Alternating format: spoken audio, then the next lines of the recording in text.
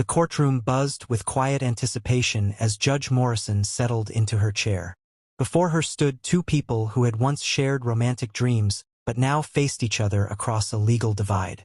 On the left was Robert Chen, a man in his late 40s with tired eyes and a weathered face that spoke of long flights and distant destinations. On the right stood Jennifer Walsh, a woman in her early 40s, impeccably dressed in a navy business suit, her expression a careful mixture of hurt and determination. "Mr. Chen," Judge Morrison began, her voice carrying the authority of decades on the bench, "please tell the court what you do for a living." Robert cleared his throat. "I'm a cargo pilot, Your Honor. I also run a small aviation consulting firm on the side, helping smaller airlines optimize their operations and comply with international regulations." "And how long have you been in this line of work?" "I've been flying for 22 years, Your Honor. The consulting business I started about 8 years ago. Sometimes it's just a side project. Other times it becomes more substantial." Judge Morrison made a note. "Are you currently employed by an airline? Or are you working independently?" "Right now I'm independent, Your Honor. But for most of the last 8 years, I maintained regular employment with various cargo carriers while doing consulting work during my off time." "When was your last regular employment position?" Robert shifted his weight. "I left my position with Transglobal Freight last November, Your Honor. That was about 13 months ago." "And prior to November, how long had you worked for them?" "Approximately 6.5 years, Your Honor. It was steady work, good pay, predictable schedule." "What were you earning during that time, if you don't mind sharing with the court?" "Around $95,000 annually, Your Honor, plus benefits." Judge Morrison leaned forward slightly. "So what happened in November? Why did you leave a stable, well-paying position?" Robert took a breath. "I received an offer for a major consulting contract in Southeast Asia, Your Honor. A new airline in Vietnam needed help establishing their cargo operations. The contract was worth significantly more than my annual salary, and it was only supposed to be for 2 months. It seemed like an incredible opportunity." "When did you depart for Vietnam?" "Late November, Your Honor. I gave my notice at Transglobal, wrapped up my affairs, and flew out on November 28th. "And how did that work out for you, Mr. Chun?" Robert's face darkened. "Not well, Your Honor. I was there for 7 weeks. The airline seemed legitimate at first. Modern offices, professional staff, detailed plans. But about halfway through my contract, things started falling apart. Payments were delayed. Management became evasive. Then one morning in mid-January, I arrived at the office to find the doors locked and a bankruptcy notice posted on the window." "So you weren't paid?" "No, Your Honor. Not for any of the 7 weeks I was there. I had invoiced them for the first month, but the payment never came. When the company collapsed, I lost everything I was owed. And because I'd already left Transglobal, I had no job to return to." Judge Morrison made another notation. "And it was around this time that you reconnected with Ms. Walsh?" "Actually, Your Honor, Jennifer and I had known each other for a while before that. We met about 4 years ago through an online professional networking site. At the time, I was going through a divorce. We talked occasionally, became friends, but nothing romantic because my personal life was complicated." "Let me make sure I understand this correctly," Judge Morrison said, her tone sharpening. "You met Ms. Walsh on a networking site while you were still married?" Robert nodded. "Yes, Your Honor, but I was separated. The divorce proceedings had already begun. Jennifer knew about my situation. We kept things platonic, just occasional messages, sometimes a phone call. She was supportive during a difficult time." "Continue." "When I returned from Vietnam in January, broke, jobless, and honestly pretty devastated, I reached out to several friends. Jennifer was one of them. We decided to meet for coffee. She lived in Tampa, and I was staying with my sister in Lakeland temporarily, so we met halfway in Brandon. And this meeting in January, this was when your relationship changed from friendship to something more?" "Yes, Your Honor. We spent several hours talking. I explained what had happened in Vietnam. She told me about her work.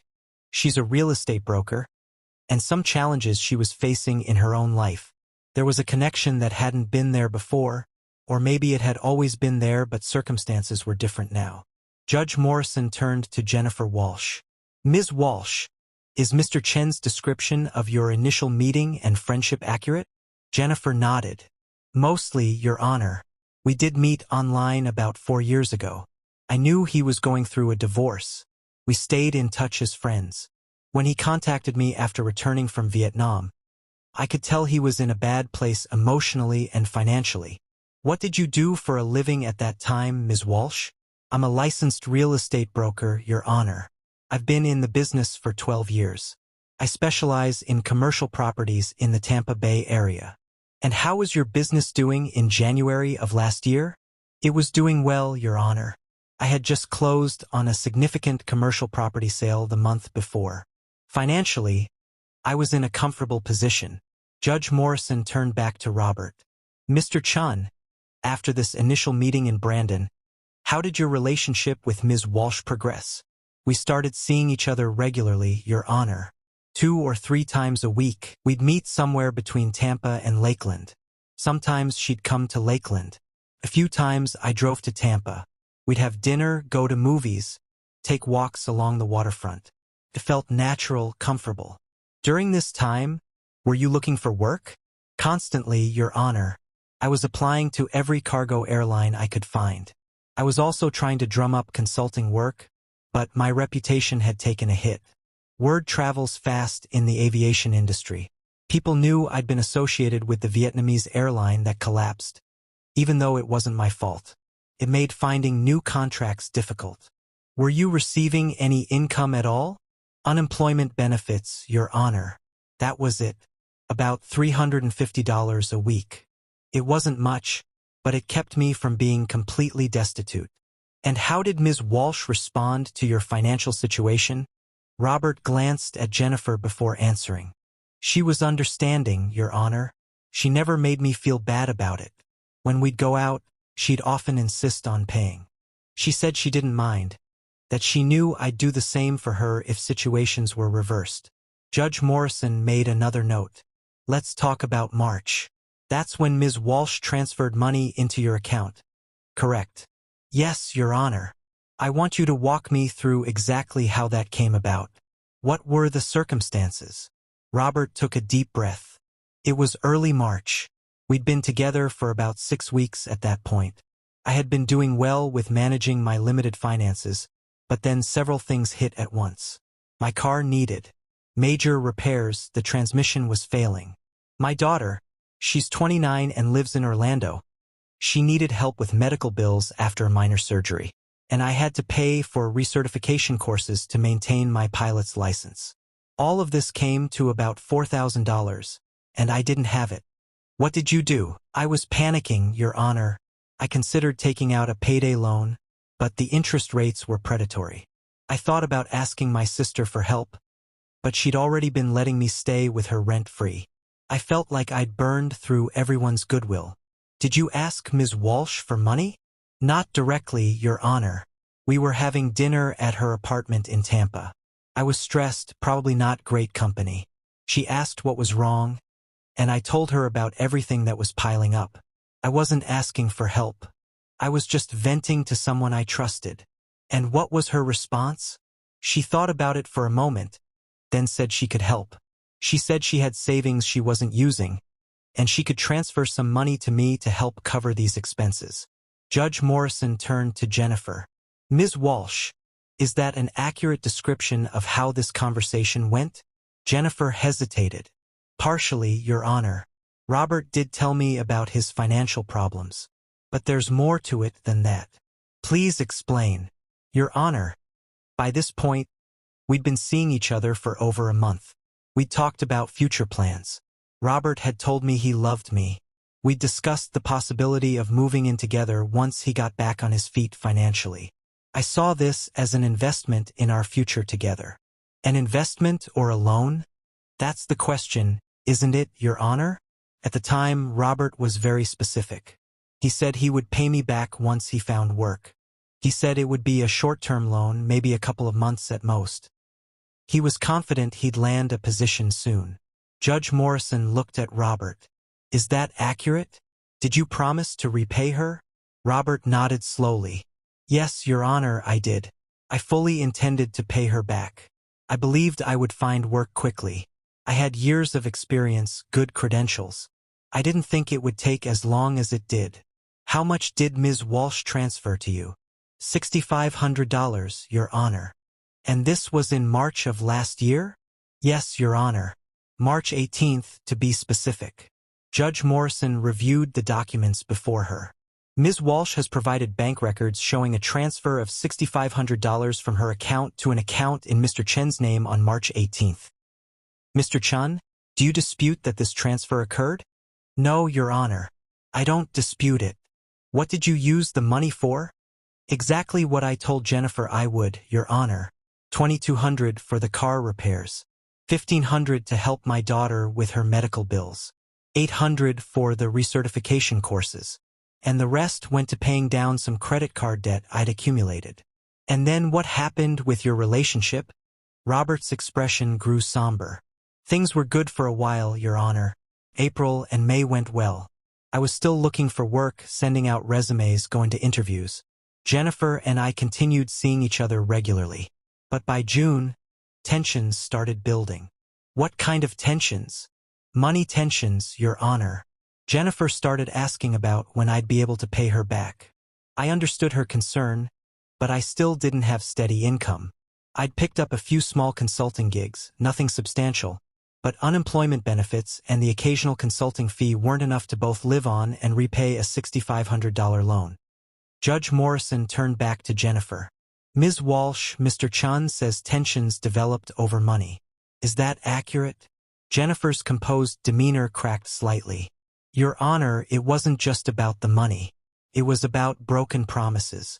Robert kept saying he'd find work soon, that he'd pay me back soon. But months went by with nothing changing. He was still staying with his sister, still living on unemployment, still making excuses. Did you give him a deadline for repayment? Not initially, Your Honor. I didn't want to pressure him.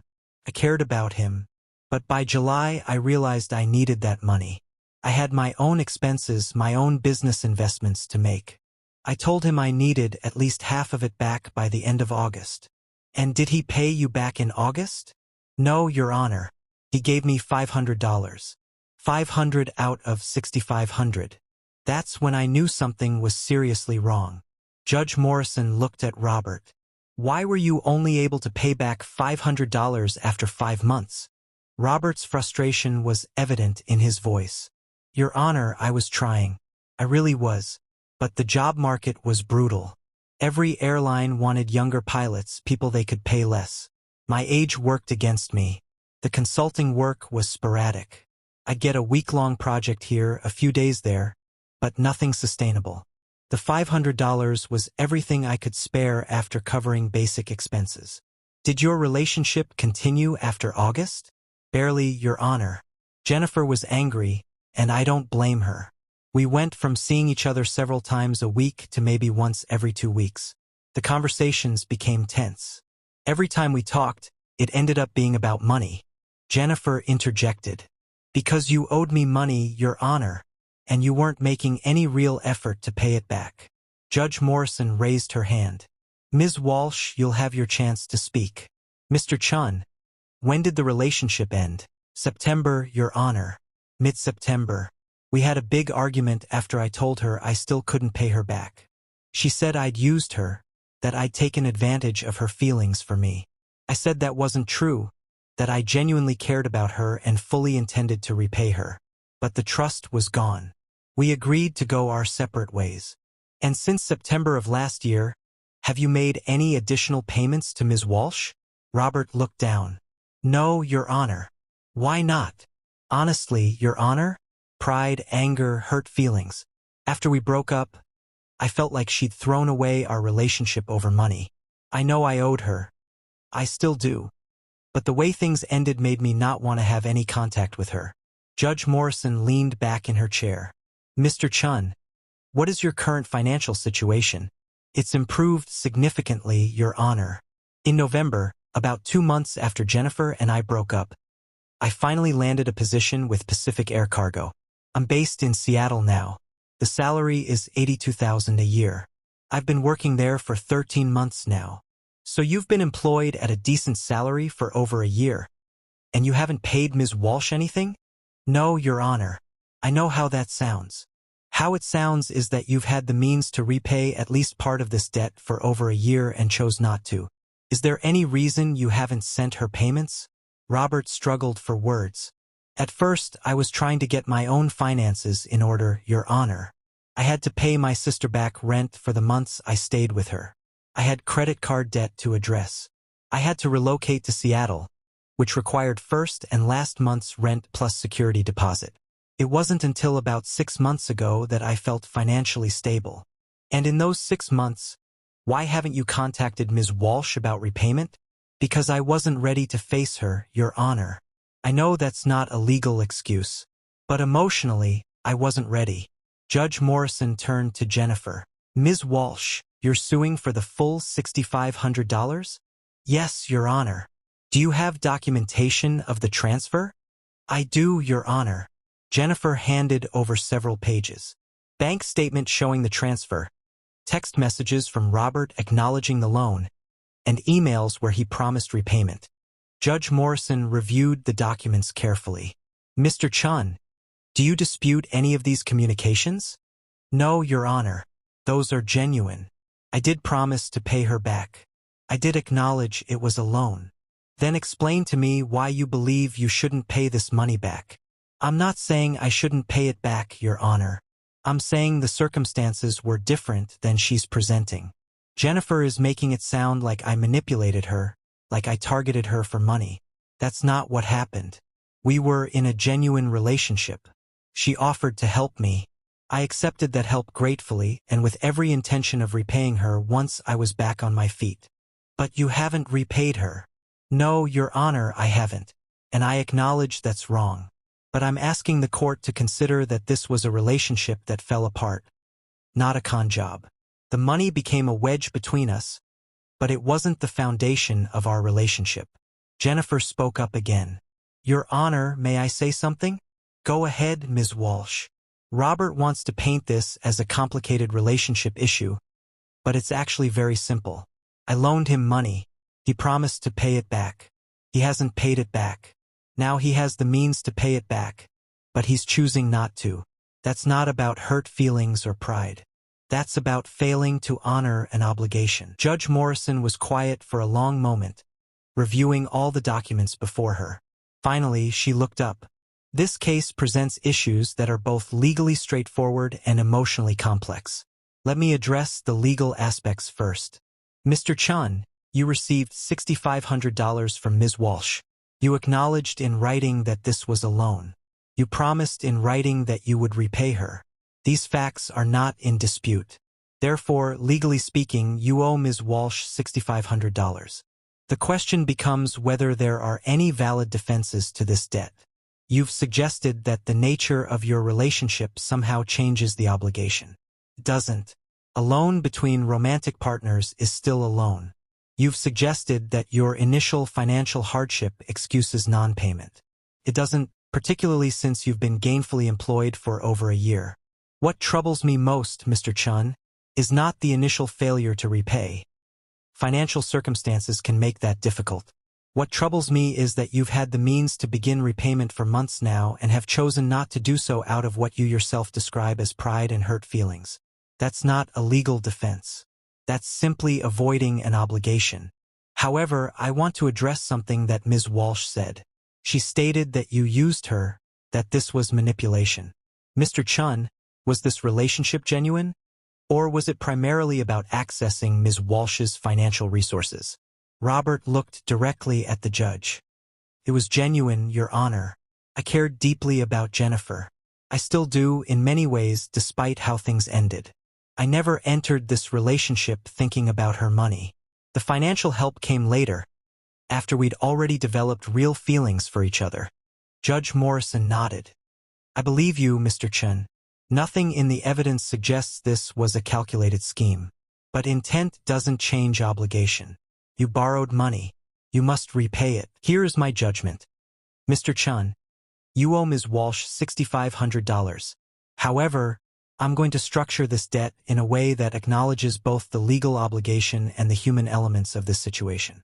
You will repay Ms. Walsh in monthly installments of $541.67 over the next 12 months. This amounts to the full $6,500 without interest, which is more generous than Ms. Walsh needs to be, but which I think is fair given the circumstances. The first payment is due within 30 days of today's judgment. If you miss even one payment, the full balance becomes due immediately, and Ms. Walsh can pursue wage garnishment. Ms. Walsh, I know you wanted the full amount immediately, but I believe this structured repayment is more likely to result in you actually receiving your money. If Mr. Chen honors this payment plan, you'll be fully repaid within a year. Mr. Chen, I want to be very clear. This is your opportunity to make this right. You made mistakes. You failed to honor your obligations. But you're not a criminal. You're someone who let personal feelings interfere with financial responsibilities.